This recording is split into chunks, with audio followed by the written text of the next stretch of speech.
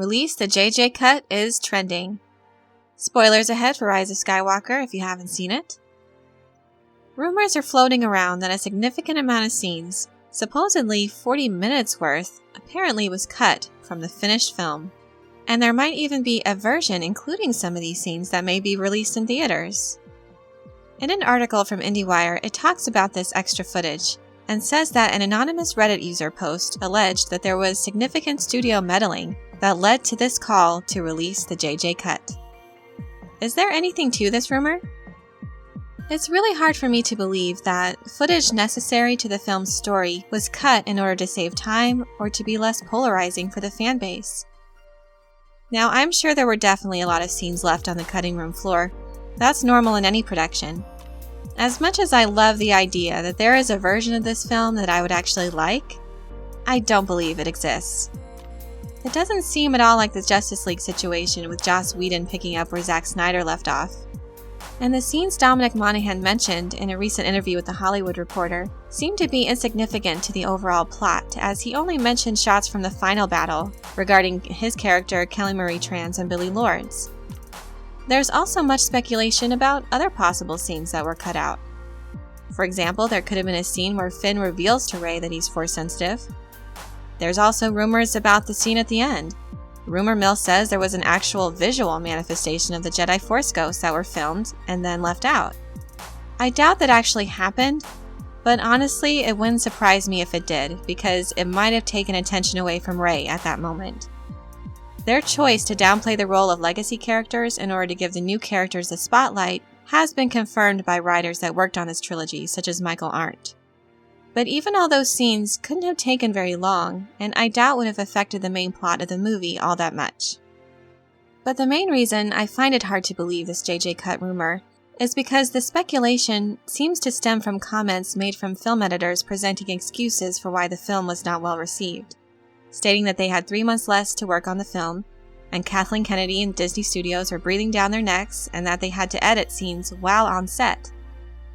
And while I do like the idea of a different rendition of this film that's better, I don't think any of the footage left on the cutting room floor would have made any real difference to the main story of the film.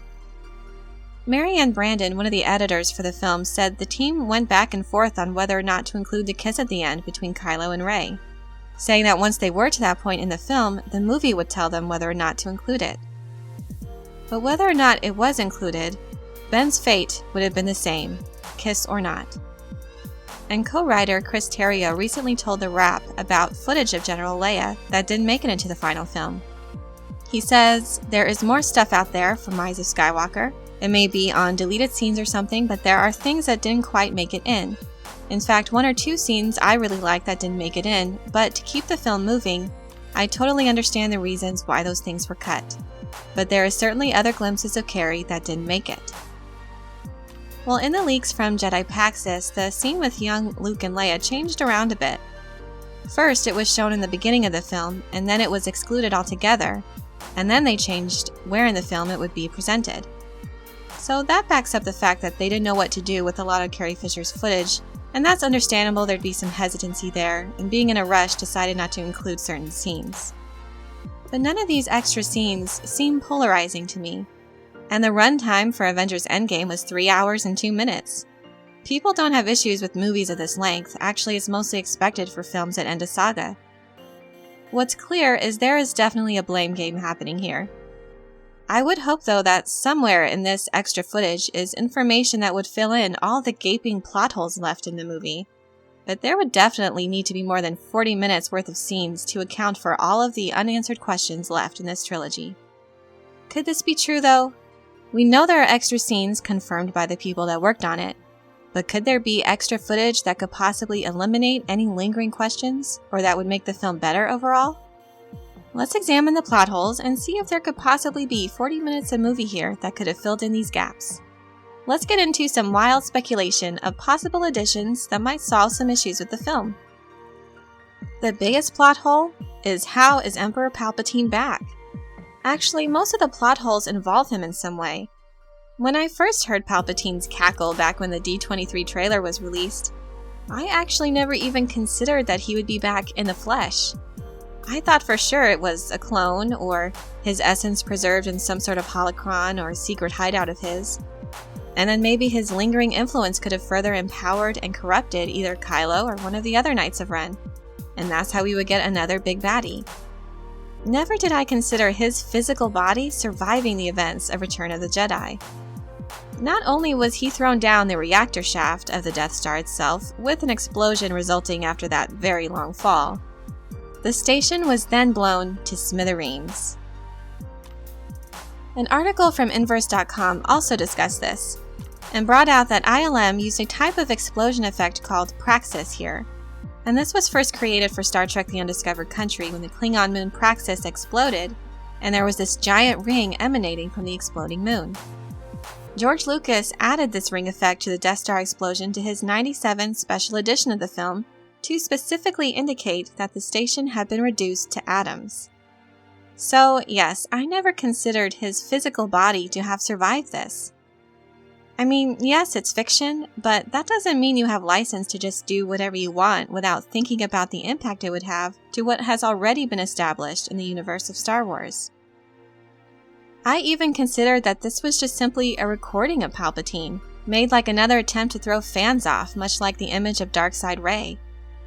It was just too ridiculous of an idea to have Palpatine return in the flesh, and to not explain it is just lazy. But did JJ explain it, and it ended up being cut from the film? Well, in an article from Collider, Mary Ann Brandon, one of the film's editors, was quoted and said there was originally a little more information about it, what was keeping Palpatine alive. But Brandon said it seemed to go off topic. There was so much information in the film, and so many characters that we wanted to have an audience concentrate on. I think we felt we didn't want to clutter the film up with things you didn't need to know. Well, she doesn't explain what this extra information is about Palpatine that they cut, and I'm definitely confused why on earth they thought having some explanation regarding Palpatine's return was going off topic. That's the first main plot point of the movie, establishing the return of this major villain.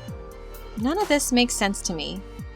Editors end up cutting a lot of scenes that happens in any production, but the norm is to cut footage that doesn't have a significant part of the story, so as to not slow the pace of the movie or clutter it up with stuff we didn't need to know, as Brandon put it. Perhaps reducing the amount of characters they wanted the audience to concentrate on could have helped in this regard. Setting up the villain has everything to do with the story, and considering there was only a couple lines of dialogue that address his return, and the lack of explanation has become such a huge distraction for fans, I think everyone would agree that was time worth taking. Well, what about the other plot holes? What exactly is a Force dyad? That's new, and is not explained at all. How does it work? Is this just another 1 in a million plot device so the movie can happen? Was there footage explaining this? Cause this is weird. And again, one line in the dialogue is supposed to offer all the explanation people need. Did Snoke create this dyad when he bridged their minds? If so, why was Palpatine surprised by it? Wasn't he controlling Snoke the whole time? And who are the Knights of Ren? One of the biggest mysteries here since they were first mentioned in Force Awakens that turned out to be nothing more than an empty plot thread. They don't speak in the film apparently, and there's very little seen of them. What was their purpose? Again, it's hard to believe there was actually footage left on the cutting room floor that features them. It seems that plot holes like this were just left thinking a comic book would come out later to explain it anyways. And that process has already begun. Yeah, that's satisfying for fans. Let's show only the boring parts in the film and leave the really interesting bits for the comics, like how Snoke turned Ben to the dark side. There's nothing mentioned in the trilogy at all about how Ben came to be Kylo Ren. It seems to me the focus was only on one person in these movies, Rey, and anything that didn't directly relate to her story was cut. I highly doubt any footage left out would account for all of fans' burning questions. And 40 minutes doesn't seem enough time. It would take up a whole other movie. And there are many other things that go unanswered, like how Maz Kanata ended up with Anakin's lightsaber, and how was Palpatine able to gather the resources to build an army of Death Stars manned by hundreds of thousands of personnel? And not that I want to think about it, but how and when did Palpatine conceive a child? Is Rey's grandmother still around? So many questions. It's ridiculous. I have no doubt that other forms of media will come out with the answers eventually. It seems that JJ was counting on it. But that approach is not nearly as satisfying to viewers as it would have been to have a movie complete within itself. It shouldn't be necessary to read supplementary material for the plot of a movie to make sense. Other books and comics should only enrich and add to the Star Wars canon, not be necessary to fill in gaping plot holes. Considering that this is the most disjointed trilogy I've ever seen, I really don't think that any additional footage could possibly fill in all the gaps this movie left, or serve to improve the story in any meaningful way. The source of these rumors just seem to come from people playing the blame game and making excuses for their bad storytelling and rushed filmmaking.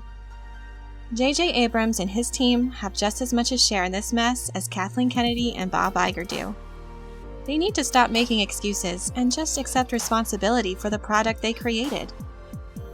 But I'm sure when the movie is released, they will indeed include deleted scenes, and then we'll know for sure if those scenes would have made any real difference to the finished product. I wouldn't hold my breath though. I hope you enjoyed this video. Thank you so much for listening, and while you're here, leave a like and subscribe, and let me know your thoughts on this rumored JJ cut. Thanks for your support, and as always, have a very nerdy day.